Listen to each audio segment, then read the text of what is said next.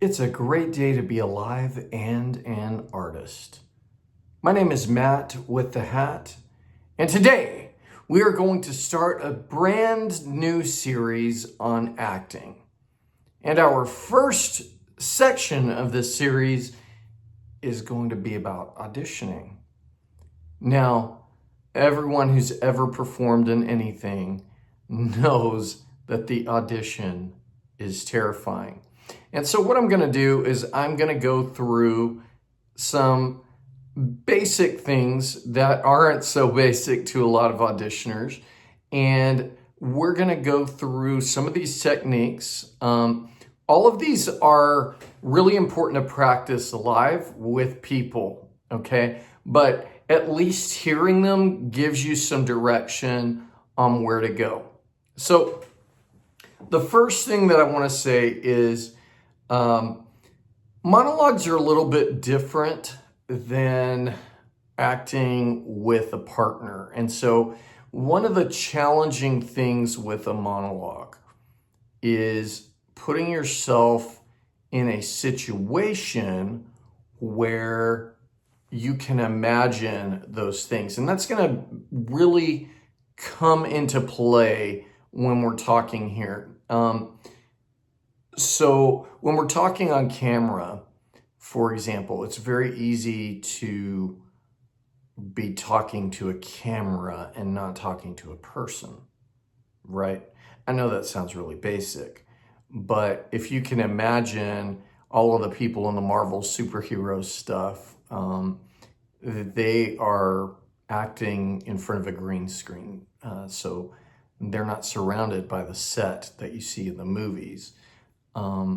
There's a famous moment from when Ian McKellen was in the Hobbit trilogy, and apparently he started to weep and he said, "This is not what I got into acting for." It's very stressful on the mind when we have to imagine that a person is there. But it's also vitally important for actors to engage their imagination. And so with our monologues, we're going to take that and we will do some stuff about selecting a monologue that's appropriate for you soon. But our first bit of this is going to be based on, okay, I've got a monologue, now what? All right. And the very first thing that we're going to talk about is Michael Shurtleff's 12 guideposts of auditioning. Okay. And it's also an acting technique, but it originally was for auditioning. And we're going to go with guidepost number 1. And this goes into our imagination. Guidepost number 1 in Michael Shurtleff's audition book is simply relationship. When you are in a monologue, when you are in a scene, you are in a relationship with the person you're talking to. I don't know what that distinct relationship is, but you are in a relationship with someone, right? And we talk to people in very different ways. For example, I'm in teacher mode right now because I'm talking on camera, and I have a certain communication that I have when I am talking to students, when I'm talking to you on YouTube. I have a different communication style than if you were my partner, or if you're my mother, or if it's my brother.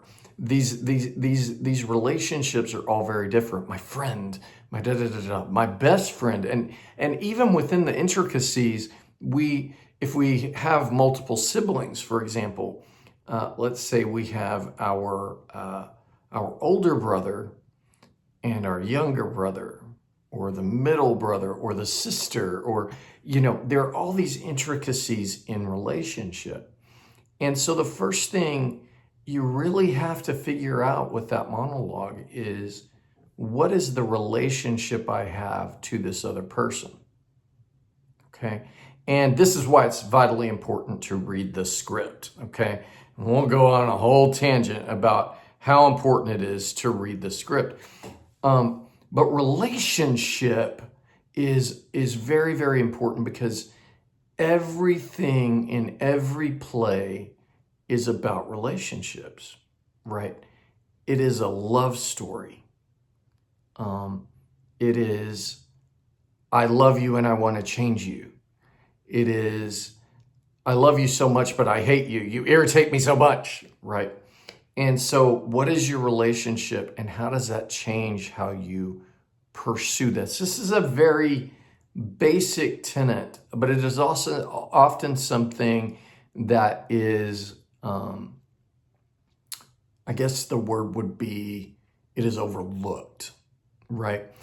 Usually when a beginning actor gets a monologue, they have a recording going on in their head. So, for example, let's say they're doing Romeo and Juliet, because I've used that as an example for some reason a lot lately. But let's say you're doing Romeo and Juliet, and you're like, I'm going to audition with Romeo and Juliet. And of course, it's the balcony scene, right? And so what comes in the head is the tone of love, whatever that means, right? The tone of love. And so the actor may do, and this is just me doing this off the top of my head, but soft, what light through yonder window breaks? It is the east, and Juliet is the sun. Okay. So that was terrible, right?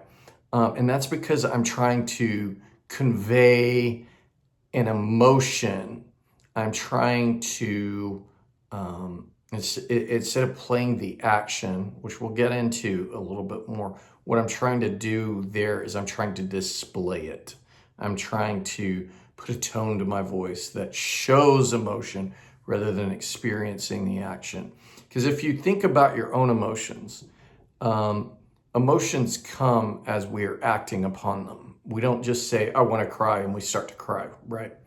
What happens is we're going through a circumstance, like I can talk about how much I care about someone or something like that, and then I get choked up, right? It comes from the place of action, all right? And so an action can't happen without relationship, right? So if we were looking into Romeo and Juliet in that same balcony scene that I just did a terrible version of, we go, okay, he's met this person. Something has sparked inside of Romeo, which I also want you to personalize that. Instead of saying he, start saying something sparked within me when I saw Juliet. And why am I saying these words now in this particular way, right? He says, but soft. What light through yonder window breaks? It is the east. Juliet is the sun, right? And even in that moment that I just did that very basic, didn't follow the iambic pentameter, didn't do all this stuff. What I did there is I created a relationship with Juliet. And I tried to imagine the situation. And instead of trying to convey a tone, I tried to play an action. Because if we look at the given circumstances, we go, oh, okay, Romeo has just met Juliet. They've fallen in love at first sight. And Romeo is so into her that he ditches Mercutio and Benvolio, and he jumps over, climbs the wall of an enemy who would kill him if he were found at at Capulet's house, right? And he is so emboldened by that. So he's moved to action, right?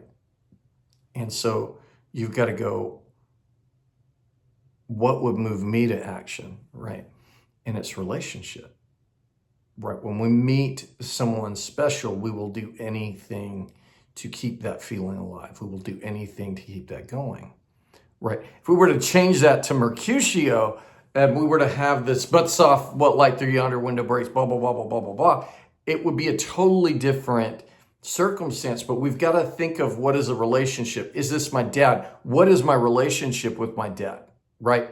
Is my relationship with my dad in conflict? That I just find out. I was watching Ugly Betty last night. And if you haven't seen that, great show. I was watching Ugly Betty last night, and she has this great relationship with her dad, and she finds out he killed a man years ago. What does that do? What does that do when your hero kills someone? Now, how does that change your monologue, right? Juliet goes through a very similar thing. It's one of my favorite monologues in Romeo and Juliet. When she finds out that Romeo killed Tybalt, and she says, "Oh, serpent heart hid in a flowering face." That's how that thing starts. And that "oh" is this conveying of this deep thing going on within Juliet. And so we've got to think, what is the relationship? How does it change? How does it evolve within the circumstance?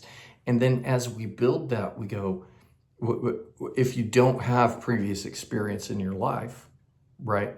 What previous experience do you have? And we'll get into all that stuff. Well, first thing is instead of thinking the emotion, is experiencing the emotion, right? A lot of people try to act, right? Like when I first did that, I was acting. But instead, if I see a person and I talk to them, the action's going to come. The acting is going to come. I talk to them and I start to tell what's going on within me, even if I'm hiding it. And we'll get into that too. All right.